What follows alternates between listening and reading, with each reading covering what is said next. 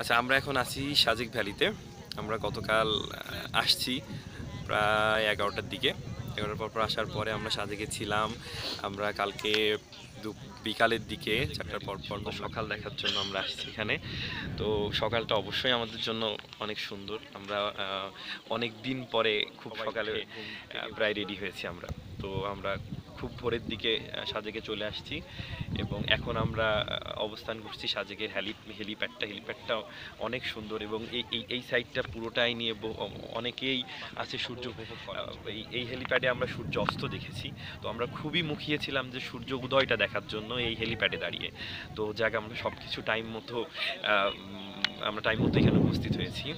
5টা 59 সৌরভ নেট থেকে দেখলো যে সূর্য নাকি উঠবে। তো আমরা 5টা 59-এর জন্য এখানে অপেক্ষা করছি। আর পূর্ব পশ্চিম নিয়ে সবাই কনফিউজ। কালকে এই সাইডে সূর্য অস্ত গিয়েছে, তো সবাই আজকে অপেক্ষা করছে এই সাইডে হয়তো বা সূর্য উঠবে। কিন্তু দেখা গেল কি এই সাইড থেকে আকাশ পরিষ্কার হচ্ছে। তো সবাই হঠাৎ করে কনফিউজ হয়ে গেল যে সূর্য কি এই সাইড থেকে উঠবে আজকে। তো যাই হোক, এখন পর্যন্ত আমরা সবাই যে যার মতন, কেউ বসে আছে, কেউ আমরা সেই আসার পরের থেকে ওখানে আমরা সারিবদ্ধভাবে বসেছিলাম। এর মাঝখানে আমরা বেশ কয়েকটা ছবিও তুলেছি এবং আসলেই এই জায়গাটার দৃশ্যটা অপরূপ সুন্দর। যে যার মতন করে বসে আছে এবং চারিদিকে মনে হচ্ছে হালকা হালকা মেঘ, কুয়াশা এবং এই সাইডটাতে আমরা ছিলাম। তো এখানে সুন্দর কিছু কটেজ, সুন্দর রাস্তা, একটা চাঁদের গাড়ি দেখতে পাচ্ছি। কিন্তু আমরা সবচেয়ে মজার ব্যাপার হলো আমরা যে কারণে আসছি এখানে সূর্য দেখার জন্য, সূর্য মামা কিন্তু এখন আমরা দেখতে পারিনি।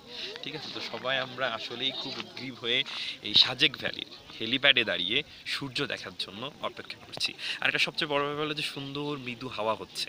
ঠিক আছে, আমরা যখন সকালে বেরোই আমরা আগের থেকেই প্ল্যান করে আসছি যে সাজেকে কিংবা ওই সাইডটাতে ঠান্ডা পড়বে। তো সবাই মোটামুটি একটু প্রিপারেশন। সকালে ঘুম থেকে উঠে অধীর আগ্রহে সূর্য দেখার জন্য অপেক্ষা করছিলাম এখানে।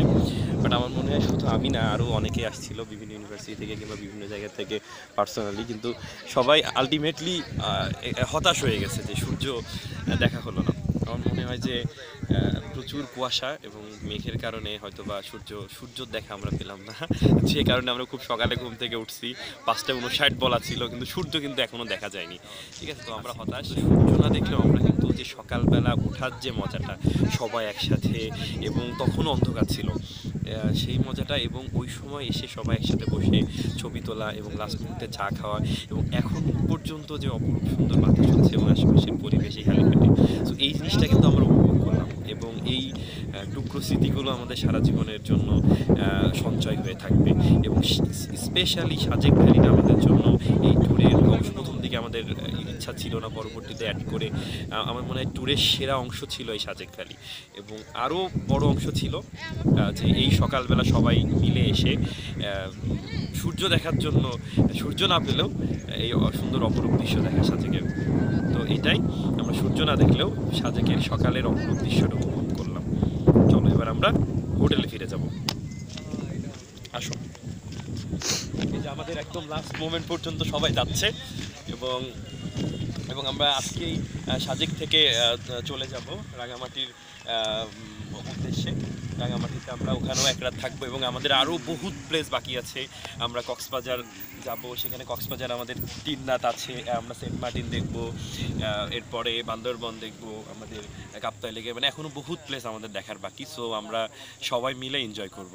এবং কালকে রাত্রে আমরা যেরকম চা খেয়েছিলাম একসাথে বসছিলাম, আমরা চাই যে এরপরের থেকে এই গ্যাদারিংটা আরও অনেক বেশি হবে। তো আমরা সবাই অধীর আগ্রহে মানে এই যে ট্যুরের কয়েকটা দিনের সময়গুলোকে উপভোগ করার জন্য অধীর আগ্রহে অপেক্ষা করছি। তো আমরা আশা করি যে আমাদের সময়গুলো যেরকম ভালো যাচ্ছে, সামনের সময়গুলো এরকম ভালো যাবে। তো লেটস সি সামনে কি হয়। ওকে, থ্যাংক ইউ।